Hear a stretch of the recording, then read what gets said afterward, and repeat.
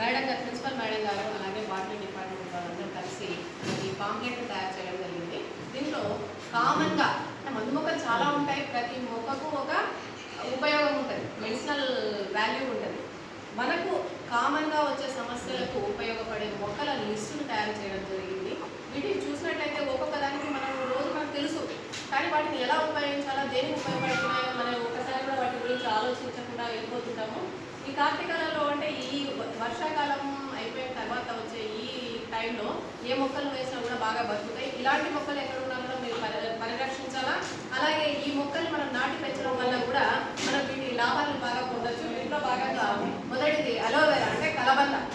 కలబంద దేనికి ఉపయోగిస్తామా? Very good, ఫేస్కి ఉపయోగిస్తారు. ఎందుకు? చర్మ రక్షణకి, అలాగే పైన ఉన్న పింపుల్స్ లాంటివి, ఇలాంటి యాక్నే, ఇలాంటి సమస్యలన్నింటినీ కూడా తొలగిస్తుంది. అలాగే నీరు కూడా పట్టిస్తుంటారు. వీటిని లోపలికి జ్యూస్ రూపంలో కూడా తీసుకుంటుంటారు. ఎందుకు జ్యూస్ రూపంలో తీసుకుంటారంటే అదనంగా ఉన్న కొవ్వు పదార్థాలు ఇది తొలగిస్తుంది. వీటితో పాటు వేప ఉంది.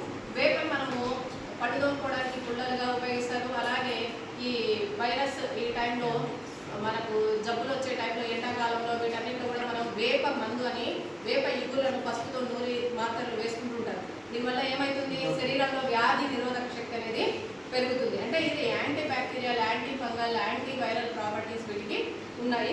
అలాగే మనం పునర్నవ, అంటే అటిక మాడకొని మనకు పల్లెలలో దొరుకుతుంటుంది. ఇది ఒక్కసారి వేస్తే చాలు, మనం పెద్దగా దీనికి పోషణ ఏం చేయకపోయినా కానీ పారుకుంటుంటారు. అందరు చూసింటారు, అటిక మాడ చూసింటారు కదా, పప్పులో ఉపయోగిస్తారు.